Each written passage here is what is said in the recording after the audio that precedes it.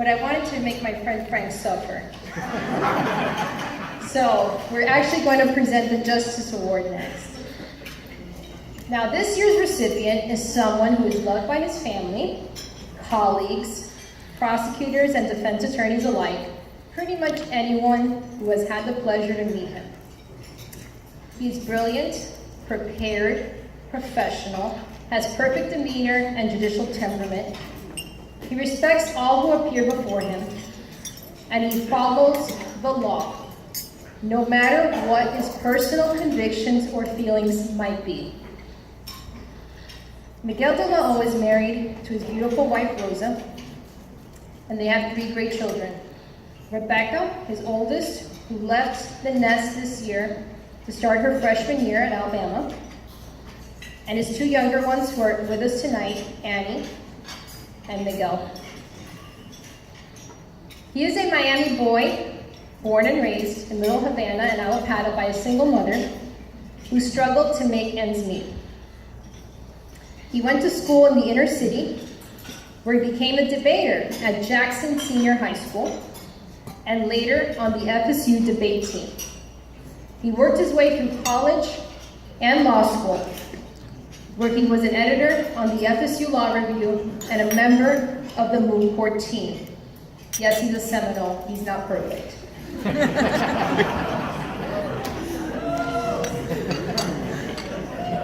Upon graduation in 1989 from FSU Law, he went into private practice, eventually opening up his own firm with his childhood friend, David Marco. Is David here? Yeah, he's over there. Where are you? Oh, there you are. Thank you, David. And he was a managing partner there until 2012, when he decided to become a public servant. Now, apparently he tried the appointment route a few times. Is that right? How many? 10.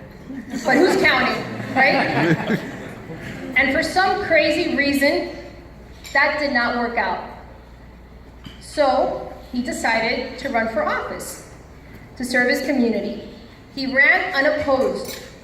So that means his name actually didn't appear on the ballot, so we didn't actually get to vote for him. But nevertheless, he won his seat unopposed. And in 2013, January, he was sworn in as a circuit court judge. And at that time, his best friend and former law partner, David, who's here with us tonight, provided some great insight into Judge de la O.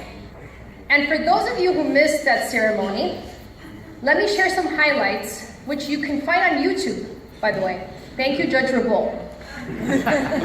There you are.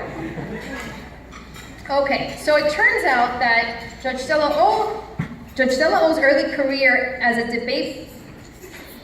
debater came in handy because he started a small business.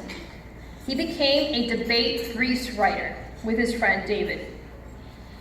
So, turns out that he and David put their debate experience into this company, and they started writing grease for lazy college students and sold them. And people actually bought these. And it turned out to be quite profitable, so what ended up happening was Judge de la O started making frequent deposits into his SunTrust account, which caused the IRS to take notice and sent him a little note inquiring about the suspicious activity. And so, like all innocent people, he closed his bank account, destroyed the evidence, and tinted his windows.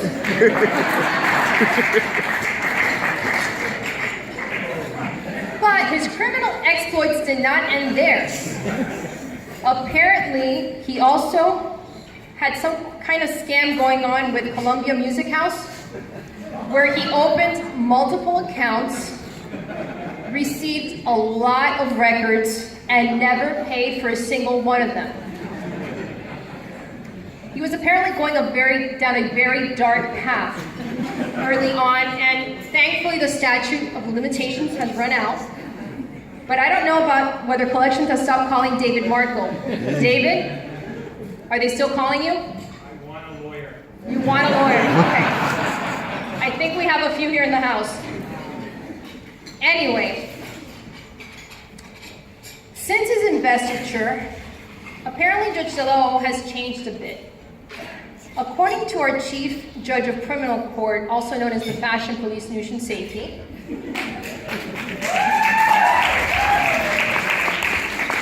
the criminal courthouse has had a positive impact on him. He is now stylish and wears skinny suits. Probably because he no longer buys used suits off of eBay and Goodwill. Now, although the fashion police did point out that he is not completely there yet, because he's still holding on to those dad jeans. She promised she's going to work on that with Rosa. So, but regardless, Judge Delo has come a long way in the fashion department, and I guess that says something for a kid who carried his briefcase in high school. Now, for those of you who may not know, Judge Delo is a self-described tech geek. If you're friends with him on Facebook or Twitter or LinkedIn, you would know this. His Twitter profile reads, father of 3, husband of 1, circuit judge by day, tech geek by night. And he will tweet out a tip of the day, which I might add runs quite the gamut, from best wireless earbuds to continuous cold therapy knee wrap that should have you running in no time. Sally, you might want to check that out. To how 5 chefs doctor up frozen pizza. And if you want to continue following him, you can check him out at Della O. Now, this tech geek by night does enjoy poking fun at those less tech savvy than him, and who, like me and Judge Safey, still have AOL email addresses. He likes girly drinks, apparently.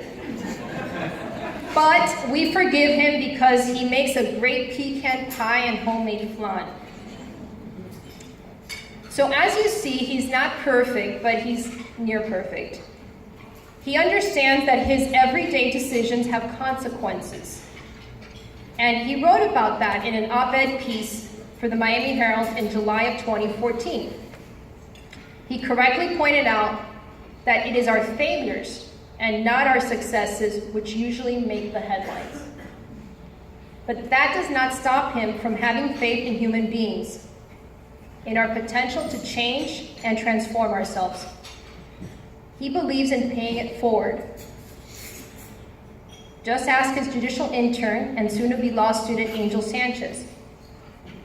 Angel's life was recently profiled on the news, and it's light years away from when he was a gangbanger serving 30 years in prison for attempted murder and armed robbery. He discovered that his sentence was illegal when he started educating himself while in custody. He eventually got his sentence reduced, and upon release, he started a new life, which includes making sure that others who are at risk don't make the same mistakes he did.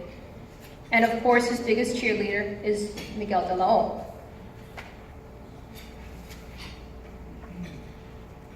Now, as soon as he took the bench, Judge de la O noted that people treated him differently because he was now wearing a robe. And somehow they thought that he was smarter and deserved respect. But he knew better. He wasn't fooled by that false and superficial response. He knew back then that wisdom and respect must be earned the old-fashioned way, by working for it. Judge de la O, you have earned that respect of your colleagues, those who appear before you, as is evident from this crowd who is here to honor you tonight. It is my honor to present you with this year's Justice Award on behalf of the board and on behalf of the members of the League of Prosecutors. Please come up.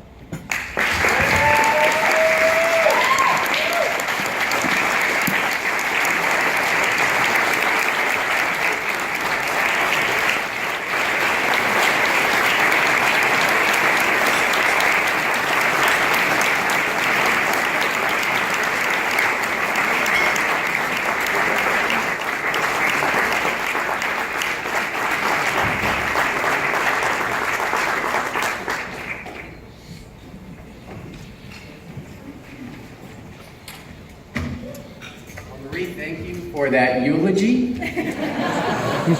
Halfway through that introduction, I was wondering who had actually won the award. I had to check the little card in front of me. My kids were confused. They were wondering who that nice lady was talking about. Then I started thinking this must be another one of the endless Dan Blake retirement presentations.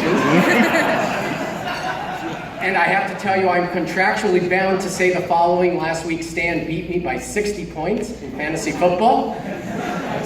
You happy now, Stan? Yeah. I have to say, when Marie first called me and told me that I had been given this award, I was shocked. I demanded a recount. She then said those two words that judges love to say. She said, motion denied. And she said I'd have to show up. So my second thought, after thinking they had made a grave mistake, was, boy, pickings must be slim this year if they're going to give it to me. But the truth is, I work with wonderful colleagues, and there are many of them that are far more deserving than me. So my third thought was, I had a Sally Fields moment, and I said, I guess they like me. They really like me. I'm really honored that you all would give me this award. I'm very happy that my family is here to share it with me. My beautiful wife, Rose, is here. She put up with my decade-long crusade to try to become a judge. I think she's happy I got the award because she figures after all the work she put in, it looks like maybe I'm not screwing it up. At least you all don't think I am. My kids are also here, as Marie told you. Miguel is here, and Anna. They've demanded rebuttal time. They're not always impressed with my rulings. And my third child is off in Alabama. She can't be with us today, but we're taping it for her. So if you'll let me indulge for a moment in an Oscar tradition. Hi, Rebecca. She'll get that soon. If any of you have dealt with my chambers, you know that any efficiency that you get from my chambers is as a result of my judicial assistant, Katie. She's far nicer than me. She tries to take care of all the lawyers. She tries to take care of the defendants who call, who have issues. We have people who call, and 20 years ago, something happened, and they're still trying to clear it up, and Katie goes that extra mile to fix it for them. And she's been putting up with me for a quarter of a century. But she couldn't be here today because she's at a bachelorette party for her daughter who's getting married in 2 weeks. But Romel is here with me. Romel's my bailiff. Yes.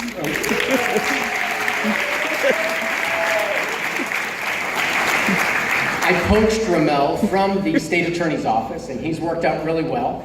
His reaction to my getting this award was, does that mean I'm the bailiff of the year? Yes. Yes, you are, Romel. You don't get a raise, but you're the bailiff of the year. I know that when I first came to the criminal division, I was unknown to most of you and to most of my colleagues. I had spent most of my time doing civil work. But I was embraced by the other judges. They answered my endless questions, and made sure that they could help me put my best foot forward. Many colleagues helped me, but I want to name a few because they really went above and beyond. First, it started with our great chief, Judge Soto, who at the time was the administrative judge. And then our administrative judge, Nushin Safi, always there for me answering my questions. I was very fortunate when they assigned Scott Bernstein to be my mentor. The Supreme Court assigned him, and he took me to countless lunches, answered all of my questions.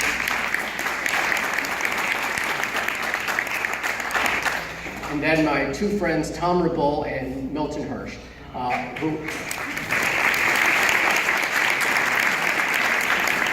I literally could walk into their chambers at any time. Milt is always there before me, and I would walk in there and pose whatever dilemma I was facing, and both of them were very gracious with their time. And now, all the judges are invested in, just as you are in us succeeding, we're invested in our colleagues succeeding, and they taught me that, and that's something I try to pay forward now with the new judges. Those first few months on the bench were terrifying. It is quite a revelation to see that people were actually listening to me. I would make a ruling and they would follow it. And I'm not used to that. At home, my rulings are usually met. My orders are met with eye rolls and civil disobedience. So having the people listen was quite terrifying. And one of the things that I counted on then, and I still count on, is a kitchen cabinet. Those are judges I can go to talk about issues that are still facing me. Even now, after 3.5 years, new things come up all the time, and I need to thank those judges. And that's Judge Rudy Ruiz, and Robert Luck, and Nushin Safi, and my teaching partner, Yvonne Kolodny. I can go to them anytime. And I will tell you, they are responsible for my worst rulings. No. I read that wrong, I apologize. They told me to say they're responsible for my best rulings. And they really are. I hope if you ever come into my division, you'll realize I absolutely love being a judge. I was a lawyer for about 23 years. I enjoyed that. But if I put all those 23 years together, they are not nearly as satisfying as the 3.5 years I've had on the bench. Just the fact that every day I walk in and my only job is to try to interpret the law right and exercise my discretion justly. That is liberating, and that is truly satisfying and gives me true job satisfaction. I also love lawyers, and I love the law. And what all of you do, especially criminal defense lawyers and prosecutors, what you do is so important, because what you're doing is addressing grievances and wrongs in society, and you're relieving the pressure that builds up in society when these injustices are not addressed. And if there's not a system for that to be addressed, then our society explodes. And so the work you do is very, very important. And you make our society safer. And you make it safer not just by putting people in jail who are deserving to be in jail, but you make it safer by making sure that people who don't belong in jail don't go to jail. You do it both ways. I don't think it's a great secret that prosecutors tend to have as much, if not more, power than the judges do. You have a lot of power. And with that power comes a solemn duty to exercise it responsibly. I can say that Kathy Fernandez-Rundle has created an atmosphere in your office where what I see is no hesitancy to drop charges when it's deserved, to lessen charges if it's required. And that is simply just not true everywhere in our great state. There are other offices that are not run that way, and she deserves to be commended for the attitude that she fosters in your office.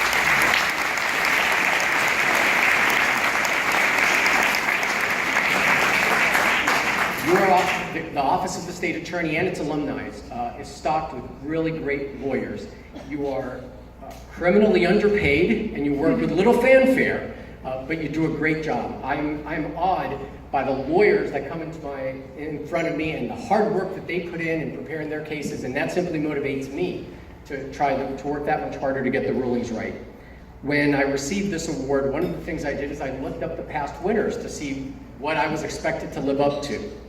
And the names on here, Rudy Sarando, Peter Lopez, Stan Blake, Leslie Rothenberg, Robert Scola, Scott Silverman, Mark Schumacher, Scott Bernstein, Gerald Bagley, Darren Gales, and Orlando Prescott. That is a veritable who's who of judges in our circuit. And I can only hope that someday I live up to the honor of being named for this award and to be mentioned in the same breath as those judges. Thank you.